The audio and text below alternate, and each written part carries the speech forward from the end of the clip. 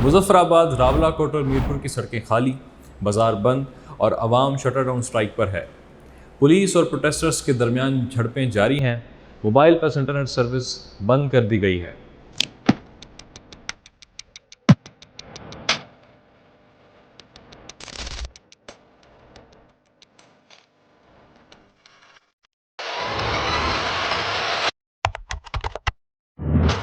ये कोई कहानी नहीं है नाजरीन, ये 1 अक्टूबर की एक हकीकत है जो कि हम आपके साथ शेयर कर रहे हैं, जिसमें AP न्यूज़ के मुताबिक बताया गया है कि इन 1 अक्टूबर के क्लैशेस के मुताबिक 4 अफराद हलाक हुए हैं, जिनमें से 3 पुलिस ऑफिसर्स और एक सिविलियन शामिल है। 100 से ज़ायद लोग ज़ख्मी हो चुके हैं। अरब न्यूज़ की रिपोर्ट के मुताबिक, ऑफिशियल रिपोर्ट के मुताबिक, जो कि एक इंटरनेशनल इदारा है नाजरीन, उसके मुताबिक बताया गया है कि 6 प्रोटेस्टर्स और 3 पुलिस वाले जान से जा चुके हैं। साथ में 172 पुलिस जवान ज़ख्मी भी हुए हैं, जिनमें से 12 की हालत तशवीशनाक है। और यहाँ पे मुझे जॉन लॉक का वो जुमला याद आता है जिसमें वो कहता है कि where law ends tyranny begins. और यही बात AJK के प्रोटेस्ट पे अप्लाई होती है कि जब हुकूमत आवाम के लिए इंसाफ और बराबरी प्रोवाइड करने में नाकाम होती है, फेल होती है, तो आवाम सड़कों पे निकलती है। अब नाजरीन, इस बात को देखते एनालाइज करते हैं कि ये जो सिचुएशन करंटली AJK फेस कर रहा है, इसके पीछे एक्चुअल रीज़न क्या था और एक्चुअल मसाइल हैं क्या। तो 29 सितंबर को Jammu and Kashmir joint Awami action committee ने एक स्ट्राइक कॉल दी थी, जिसको पहिया जाम हड़ताल भी कहा जाता है, जिसमें तमाम के तमाम लोग, हर प्रोफेशन से आए हुए लोग, स्टूडेंट्स, बच्चे, लॉयर्स, सब लोग शामिल थे, जिनकी 38 डिमांड्स थी, 38 डिमांड्स थी, जिनमें से हम आपको चंद इंपॉर्टेंट डिमांड्स पेश करके बताएंगे।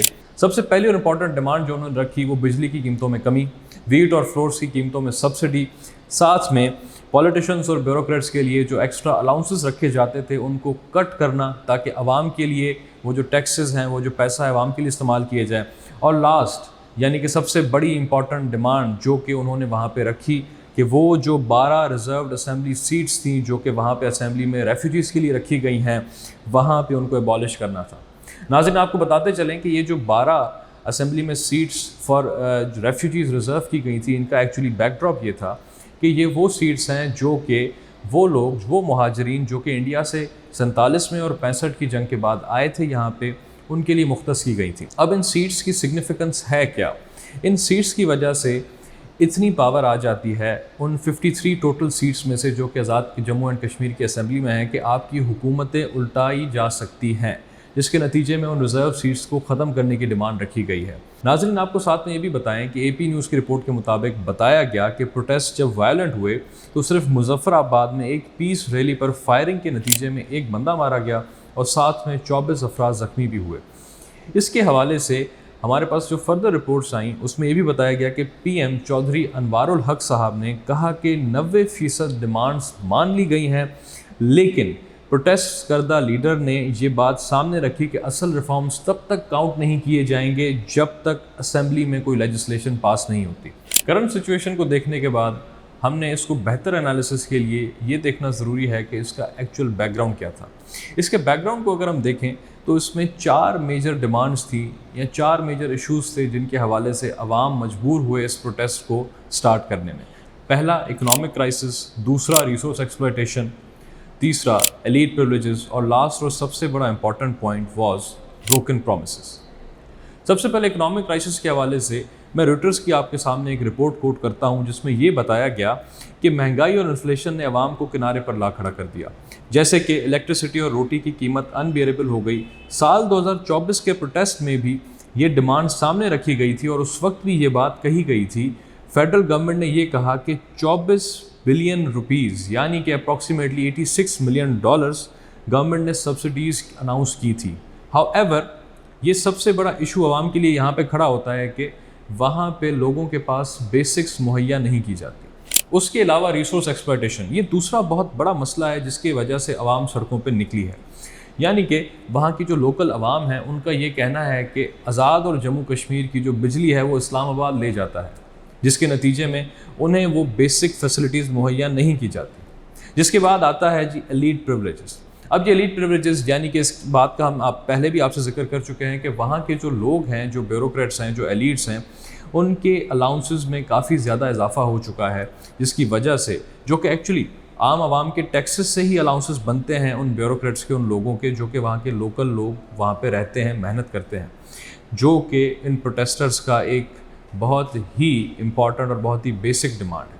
اور ساتھ میں مئی 2024 کے جو پروٹیسٹ ہوئے تھے اس میں عوام نے جو اپنی ڈیمانڈز رکھی تھی ان کو کاغذی طور پہ تو مان لیا گیا تھا، لیکن امپلیمنٹیشن مکمل نہیں ہوئی، ادھوری رہ گئی، جس کے نتیجے میں عوام کا حکومت کے اوپر ٹرسٹ ڈیفیسٹ کریٹ ہو گیا۔ اب سوال یہ پیدا ہوتا ہے ناظرین کہ اس پہ پاکستان کے اوپر کیا اثرات ہوں گے۔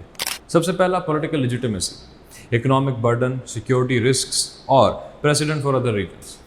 اگر ہم بات کریں پولیٹیکل لیجیٹیمیسی کی، تو اگر یہ پروٹیسٹ کامیاب ہو جاتے ہیں، اگر یہ پروٹیسٹ ایک میسو پروٹیسٹ میں مزید خون خرابے اور بلڈ شیڈ میں تبدیل ہو جاتے ہیں، تو ہماری سینٹرل گورنمنٹ کے لیے بہت ہی زیادہ نقصان ہوگا اور وہ بہت ہی زیادہ ویک ہو جائے گی۔ اس کے علاوہ اگر ہم اکنامک برڈن کی بات کریں تو سبسڈیز اور ریلیف پیکیجز دینے کا مطلب یعنی کہ سینٹرل گورنمنٹ کے فائنینشیل اداروں کے حوالے سے زیادہ برڈن، جو کہ ہماری گورنمنٹ یعنی پاکستانی گورنمنٹ فی الوقت برداشت نہیں کر سکتی، جس کے نتیجے میں ظاہر سی بات ہے IMF اور جو ورلڈ بینک ہے اس کے ڈیٹ کرائسس سے پاکستان آلریڈی مسائل سے دو چار ہے۔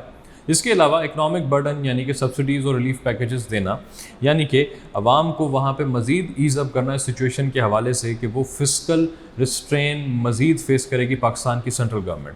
اب پاکستان کی گورنمنٹ آلریڈی IMF کے ڈیٹ برڈن سے دو چار ہے، یعنی کہ اگر پاکستان نے یہ سٹیپ لیا تو پاکستان کا جو خزانہ ہے وہ اور سٹرین کا شکار رہ جائے گا۔ جس کے علاوہ اگر سیکیورٹی رسک سے اوپر بات کی جائے تو وائلنس ایسکیلیٹ کر سکتا ہے۔ ساتھ میں جیسے کہ ہم نے آپ کو رپورٹس کے مطابق بتایا کہ کیسے عوام اور پولیس کے درمیان جھڑپوں کی وجہ سے پولیس مین جو ہیں ان کی ڈیتھس بھی ہوئی ہیں، اور اسی کے ساتھ اگر دیکھا جائے اگر ملٹری کو ڈپلوائے کرنا پڑا تو آپ کو ناظرین اس بات کا اندازہ ہے کہ سچویشن کس حد تک سیریس ہو سکتی ہے۔ اور ساتھ میں اگر ہم بات کریں ناظرین پریسیڈنٹس فار ادر ریجنس کی، تو اس میں ہمارے پاس یہ میجر ثبوت ہے کہ اگر اس ریجن آزاد اینڈ جموں کشمیر کے اس ریجن کے ان پروٹیسٹ کو اس طریقے سے مانا جاتا ہے کہ جو ان کی ہو بہو ڈیمانڈس ہیں ان کو ایکسیپٹ کر لیا جائے، تو ہمارے پاس بلوچستان کا بھی فیکٹر ہے، ہمارے پاس گلگت بلتستان کا بھی ایک سیکشن موجود ہے، جن کے لیے ایک پریسیڈنٹ سیٹ ہو جائے گا کہ اگر پروٹیسٹ کریں گے تبھی جا کے ہمیں ہمارے مکمل حقوق ملیں گے۔ حالانکہ وہاں کی جو عوام ہے، آپ اسپیسیفکلی بلوچستان کی بات کریں تو اس مسائل سے ان کے حوالے سے آپ سب کو پتہ ہے کہ کیسے وہاں پہ ایک سیپریٹزم کی فضا عام ہو چکی ہے ناظرین۔ تو یعنی کہ ان سب باتوں کو اس لینس سے اگر دیکھا جائے تو ہمارے پاس اس بات کا اندازہ ہوتا ہے کہ سیپریٹزم کے لیے بھی بہت بڑا خطرہ یہ پروٹیسٹ پیدا کر سکتے ہیں۔ اور پانچواں پوائنٹ ناظرین انٹرنیشنل فال آؤٹ ہو سکتا ہے، جیسے کہ کمیونیکیشن بلیک آؤٹ اگر ہو گیا تو وہاں پہ ہیومن رائٹس کی کرٹیلمنٹ ہو جائے گی، جس کے نتیجے میں پاکستان کا جو امیج ہے وہ انٹرنیشنلی کافی زیادہ ویک ہو جائے گا، اور پاکستان کا اسٹانس اس حوالے سے جو کہ پاکستان ہمیشہ انڈین انلیگلی آکوپائڈ کشمیر میں اٹھاتا ہے، وہ ہیومینیٹیرین گراؤنڈس پہ اٹھاتا ہے، وہ پوائنٹ پاکستان کا بھی ویک ہو جائے گا ناظرین۔ جس کے نتیجے میں یہاں پہ مجھے میکیاویلی کا ایک کوٹ یاد آتا ہے، "It is better to be feared than loved if you cannot be both." لیکن آج کل کے دور میں اگر حکومت صرف فیئر سے رول کی جائے تو بہت زیادہ بیک لیش فیس کرنا پڑتا ہے۔ ناظرین اس ساری سچویشن کو آپ کے سامنے ہم نے رکھ دیا ہے۔ اس سچویشن کے حوالے سے ہم نے نتیجہ اگر آپ کے سامنے اخذ کیا جائے تو یہ ملتا ہے کہ یہ سچویشن، یہ پروٹیسٹ جو کہ وہاں پہ ہو رہے ہیں، یہ صرف اکنامک ڈیمانڈز کا مسئلہ نہیں ہے بلکہ گورننس کے ایشو کے حوالے سے بھی بات کی جا رہی ہے۔ ناظرین ان کی ریپرزنٹیشن ان اسمبلی، ایکوٹی، یہ سارے مسائل امالگمیشن وہاں پہ شو کر رہے ہیں اوور آل اس پروٹیسٹ کے حوالے سے۔ ابھی تک کے آفیشیل نمبرز جو ڈیتھس کے بتائے جا رہے ہیں ناظرین، جس میں سے 9 افراد کی ڈیتھ ہو چکی ہے، 172 پولیس مین انجرڈ ہوئے ہیں، 50 سویلینز زخمی ہو چکے ہیں۔ یہ صرف شروعات ہے ناظرین۔ جس کے حوالے سے ناظرین آپ کو مزید یہ بھی بتائیں کہ اس کمیٹی میں رانا ثناء اللہ بھی شامل ہیں، راجہ پرویز اشرف بھی شامل ہیں، اور former president Azad and Jammu Kashmir ambassador Masood Khan بھی شامل ہیں۔ ناظرین یہ کچھ امپورٹنٹ ڈیولپمنٹس تھی کرنٹ سچویشن کے حوالے سے جو کہ ہم نے آپ کے سامنے رکھ دی ہیں۔ جیسے ہمیں کوئی مزید ڈیولپمنٹس ملیں گی ہم آپ کو آگاہ کرتے رہیں گے۔ آزاد کشمیر کے لوگ سوشو اکنامک رائٹس اور ڈگنیٹی کے لیے کھڑے ہیں۔ پاکستان کو فیصلہ کرنا ہوگا کہ لوگوں کو سپریس کرنا ہے یا ریئل ریفارمز لانی ہے، کیونکہ اس سارے پروٹیسٹ کے نتیجے میں اثرات صرف کشمیر پر نہیں ہوں گے بلکہ پورے پاکستان پر ہوں گے۔ شکریہ۔